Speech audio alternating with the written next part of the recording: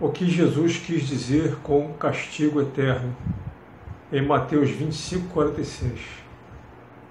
Que a paz de nosso Senhor Deus e Salvador Jesus Cristo esteja convosco. Todo teólogo que ousar fazer uma profunda exegese e hermenêutica das palavras castigo eterno, ditas por Jesus Cristo em Mateus 25:46, descobrirá que houve mudanças absurdas do pensamento cristão nos 5 primeiros séculos da nossa era para o cristianismo pregado em todas as igrejas nos dias de hoje. Faremos, a partir de agora, um minucioso estudo da etimologia bíblica de castigo eterno. Qualquer dicionário descreve a palavra eterno como algo que nunca teve um início e jamais terá um fim. Mas também definem como algo que dura toda a vida ou algo que pode durar muito tempo, conforme está no dicionário Larousse Ilustrado da Língua Portuguesa. Também no Superdicionário da editora Globo, é tudo o que dura indefinidamente, ou seja, é tudo o que tem uma duração sem definição. É isso o que diz o dicionário Michaelis sobre a palavra eternidade, que é um tempo muito longo, duração prolongada, ou uma demora indefinida, conforme o dicionário Soares Amora. Por favor, confira em qualquer outro dicionário que você tiver em sua casa. Quando Jesus Cristo diz castigo eterno, não está se referindo a um castigo sem fim, mas a um castigo que pode durar muito tempo, conforme as definições dos dicionários que acabamos de estudar. Para início de conversa, meu amigo, se o castigo a quem Jesus se refere tem um começo, no inferno, obviamente, então contradiz a definição da palavra eterno em todos os dicionários, de que é aquilo que nunca teve um princípio. É preciso entender que a Bíblia Sagrada foi totalmente escrita pelos judeus, que são um povo extremamente semita. É por esse motivo que a Bíblia está repleta de semitismos e que, portanto, para compreendermos corretamente a palavra de Deus, o que a palavra de Deus quer realmente nos dizer, devemos respeitar a forma judaica de interpretar esses semitismos. Infelizmente, um profundo ódio antissemita, desde os primeiros séculos, fez com que essa interpretação fosse completamente substituída pela noção de realidade do pensamento grego. Davi H. Stern aponta diversas dessas distorções de interpretação bíblica no seu livro Comentário Judaico do Novo Testamento, onde ele prescruta, versículo por versículo, todos os 27 livros do Novo Testamento. E ele nos revela na página 912 que a noção hebraica de verdade não corresponde à realidade, como no pensamento grego, mas à fidedignidade. Se essa explicação não ficou clara, então é melhor partirmos para os exemplos bíblicos. Vamos a eles. O fogo eterno, dito por Jesus em Mateus 25:41, é exatamente o mesmo castigo eterno, também dito por Jesus 5 versículos depois, que também é o mesmíssimo castigo do fogo eterno revelado no livro de Judas, versículo 7, que diz que Sodoma e Gomorra, abre aspas, foram postas como exemplo, ficando sujeitas ao castigo do fogo eterno. Fecha aspas. Mas esse castigo do fogo eterno não durou infinitamente, pois o livro de 2 Pedro, capítulo 2, versículo 6, nos revela que essas duas cidades foram reduzidas às cinzas, ou seja, ela já não tem mais o que queimar. E, além disso, essas duas cidades estão no fundo do Mar Morto. E como todos sabem, a água do morto não pega fogo. Confira, por favor, na sua Bíblia, na Bíblia que você tiver na sua casa. Nos dicionários encontramos também palavras sinônimas de eterno, como para sempre, perpétuo. Agora abra sua Bíblia no livro do Êxodo, capítulo 12, versículo 24, onde o Senhor Deus revela estatutos que devem ser cumpridos para sempre. E no capítulo 29, versículo 9, ainda diz que isso será perpétuo. Por favor, confira esses textos que acabei de citar e responda: será que alguém ainda cumpre algum desses estatutos? No livro de 1 Reis, capítulo 8, versículos 12 a 13, Salomão edificou o templo de Jerusalém, para que seja eterna habitação de Deus. Confira na sua Bíblia. Mas esse templo foi completamente destruído no ano 70 DC, deixando de existir há quase 2 milênios. É o que dizem todas as publicações especializadas na história do cristianismo. Para quem ainda não se convenceu, como é que pode Deus permitir que um ser humano seja escravo de outro ser humano para sempre? Conforme está em Deuteronômio capítulo 15, versículo 17. A não ser que esse para sempre tenha um fim. Outro exemplo é 1 Samuel capítulo 1, versículo 22, onde diz que Samuel ficará para sempre ali, mas a própria Bíblia explica, 6 versículos depois, que ele somente estaria ali por todos os dias que viver. E é só isso. Veja também na sua Bíblia que para sempre, em perpetuidade e pertencerá sempre, de Levítico 25, versículo 25, Levítico 25, versículos 29 a 30, significa o período em que os proprietários desejarem conservar a sua propriedade, sua casa, seu terreno, etc. Em 1 Crônicas 28:4, Davi disse que o Senhor o escolheu para que eternamente fosse rei de Israel, mas ele reinou apenas por 40 anos e depois morreu. Lembra da definição de eterno e eternamente, que é uma duração prolongada ou uma demora indefinida, conforme vimos nos dicionários logo no início?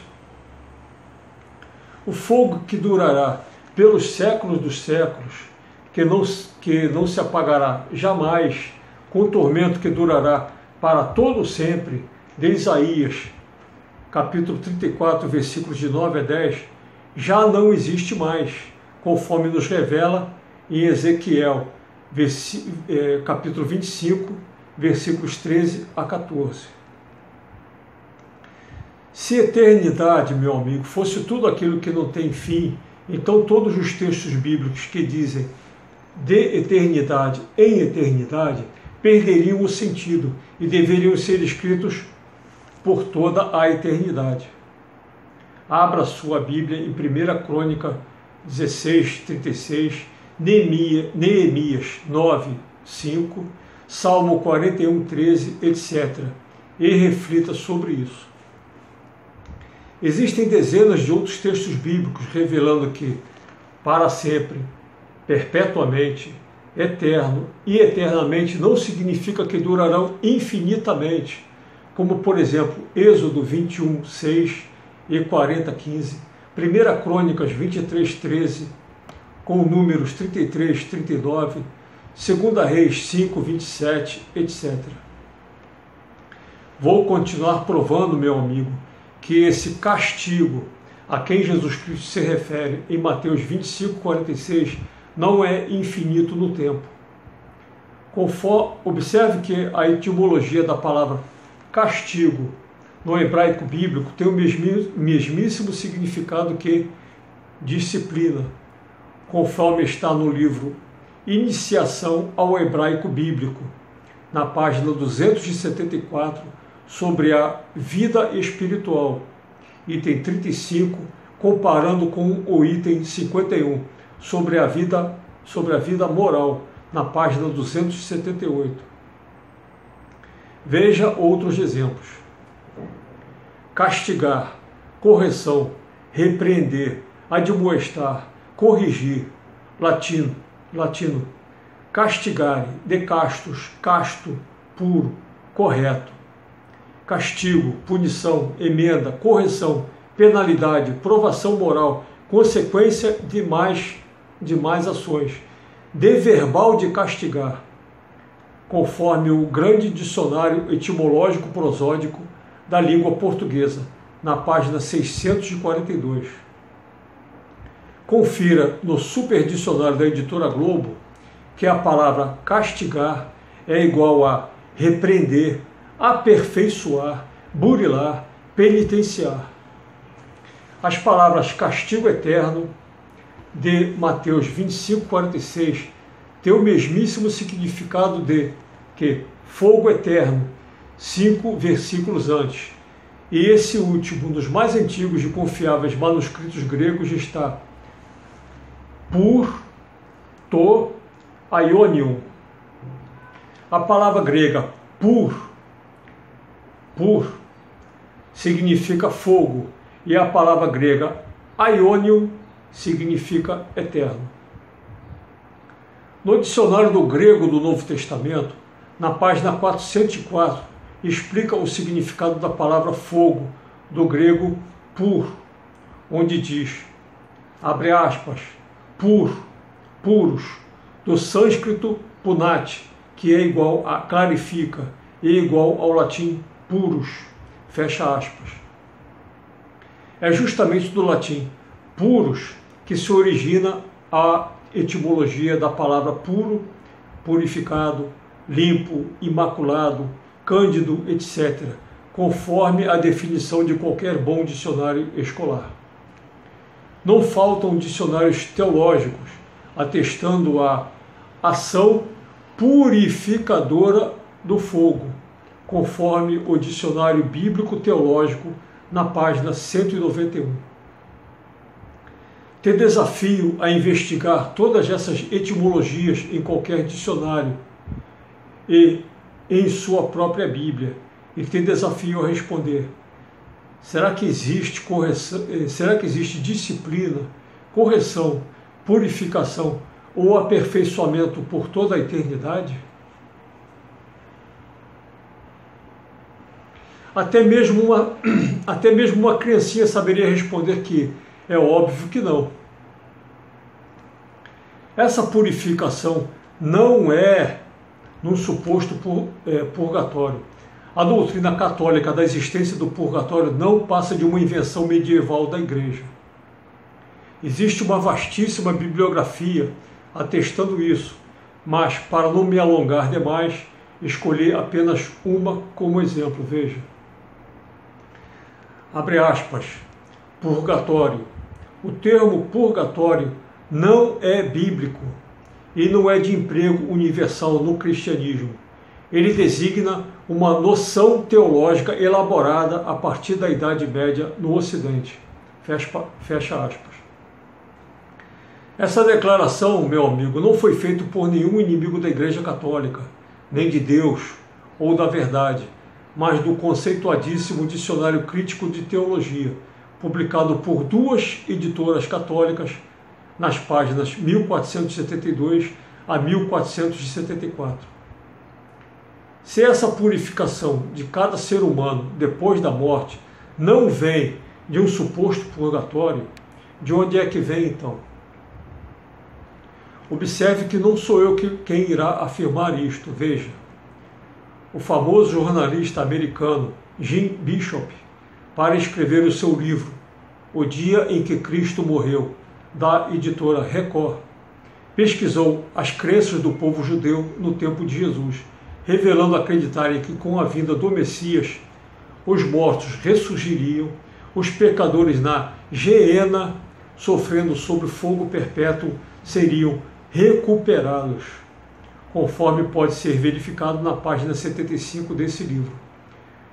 Te convido a investigar essa informação nesse livro e nessa página. No dicionário enciclopédico da Bíblia, da editora Vozes, na página 1238, diz que nessa época, no judaísmo, descem temporariamente para a geena, a fim de serem purificados pelo fogo. Desde o princípio do século II DC, ensina-se que também a geena, já existente, pode purificá-las para poderem entrar no paraíso. Esse dicionário também fala, na página 1239, do texto mais usado pelos teólogos católicos para justificar a existência do purgatório, que é, abre aspas, 1 Coríntios 3, 10 a 17, tal salvação será como que pelo fogo, comparação essa que a caracteriza como penosa e dolorosa. Não se trata, portanto, do fogo do purgatório, fecha aspas. É preciso deixar bem claro que isso é afirmado por um conceituadíssimo dicionário católico de teologia. Os evangelhos apócrifos estão repletos de revelações de como é o inferno de fogo e de como Jesus Cristo desceu lá, entre a sua morte e a sua ressurreição, destruindo os poderes infernais definitivamente. Veja, no apócrifo História de José, o Carpinteiro, capítulo 13, diz que José, o pai adotivo de Jesus, temia os demônios do inferno ou das ondas do rio de fogo, na qual as almas devem ser purificadas na outra vida antes de alcançar Deus. São Justino Mártir, por volta do ano 150 da nossa era, cita um texto que já existia muito antes, denominado Atos de Pôncio Pilatos, onde são citados os nomes dos dois homens crucificados junto com Cristo em Atos de Pilatos 9:5, o nome do soldado que feriu o peito de Jesus em Atos 16:7. É dito pela primeira vez o sinal da cruz na testa em 3 vezes distintas em Atos 17:3, 24:2 e 26. Se todas essas informações se tornaram no alicerce dos dogmas católicos, porque, inexplicavelmente, o texto mais importante desse apócrifo, justamente o texto onde Jesus Cristo desce ao inferno, destruindo completamente, que está em Atos de Pilatos, capítulos 21 a 23, é completamente ignorado. Alguém saberia responder por quê? Alguém saberia responder por que a igreja oculta durante séculos essa descida de Cristo ao inferno? Abre aspas, o acontecimento desceu ao inferno, mencionado no Credo dos Apóstolos, mas omitido no Credo de Nicéia. Fecha aspas, segundo o livro A Última Semana, na página 196, mas omitido por quem ou para quê? Para quem duvidar disto, o próprio Papa Bento XVI, na página 40 do seu livro Jesus de Nazaré, afirma: a descida de Jesus ao inferno, de que fala a profissão de fé. Mas muitos dirão que não foi isso que o Papa quis dizer, que isso foi um simples erro de impressão do livro, que não é essa a interpretação, que ele se referia a um outro Jesus e inúmeras outras baboseiras desse gênero.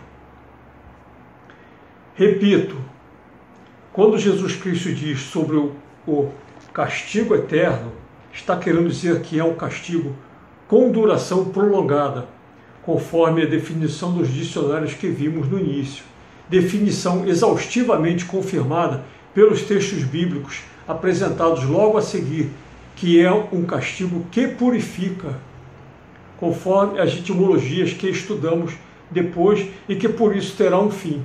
Quem duvidar disto, veja mais.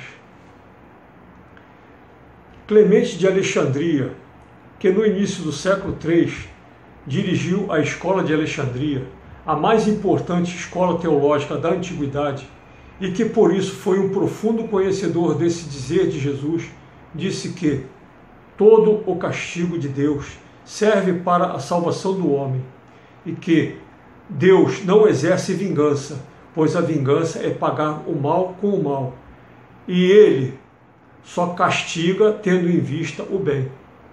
Em seu escrito intitulado Estromata 7, verso 26.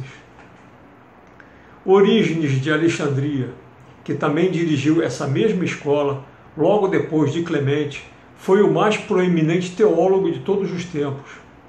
São inúmeros os grandes teólogos que exaltam a genialidade de Orígenes nos estudos bíblicos.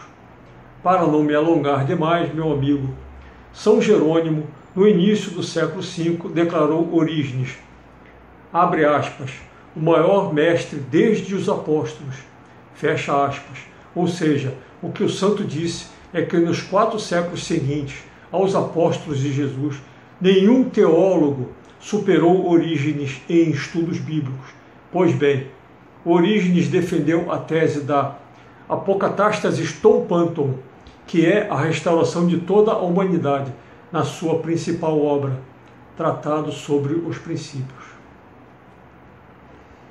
Quase um século depois da morte de Orígenes, nasce São Gregório de Nissa, o mais originista dos pais da Igreja. São Gregório é ainda mais abrangente do que Orígenes na defesa da Apocatastasis Panton em seus principais escritos, que são a criação do homem, vírgula, a alma e a ressurreição, e também a grande catequese.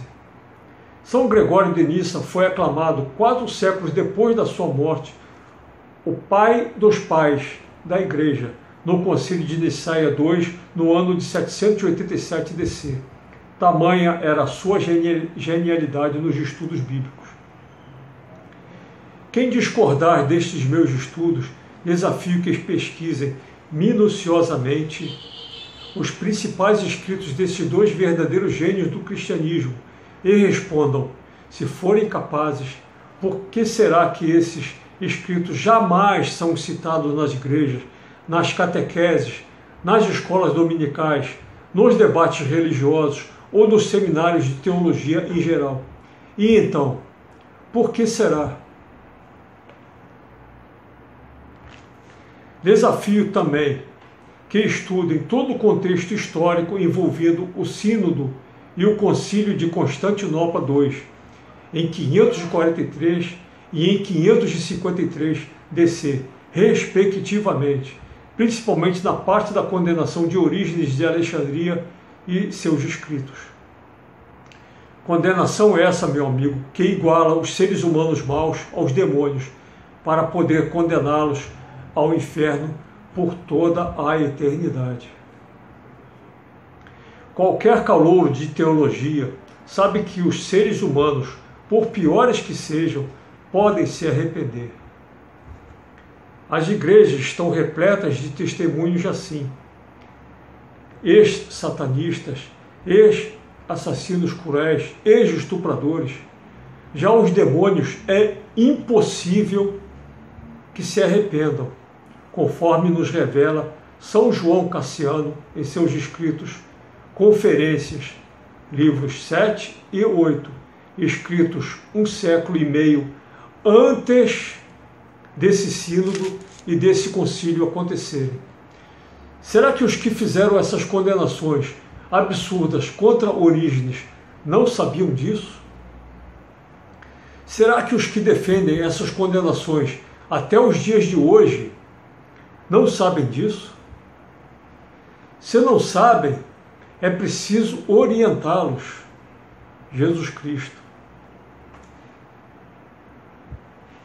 Tem 15 anos que estou preparando um livro intitulado A Salvação Eterna é para Todos, com 330 páginas de intensos estudos bíblicos, onde perscruto minuciosamente fatos históricos irrefutáveis de como pensavam os maiores teólogos dos 5 primeiros séculos da era cristã sobre a graça de Deus, o livre-arbítrio humano, o inferno, a salvação, etc. De como tudo isso mudou drástica e vergonhosamente no meio do século VI, repercutindo nos séculos seguintes, sem jamais sofrer alteração até os dias de hoje. Por tudo isso e muito mais, meu amigo, faço minhas as palavras de nosso Senhor Jesus Cristo. E conhecereis a verdade, e a verdade vos libertará. João 8, versículo 32.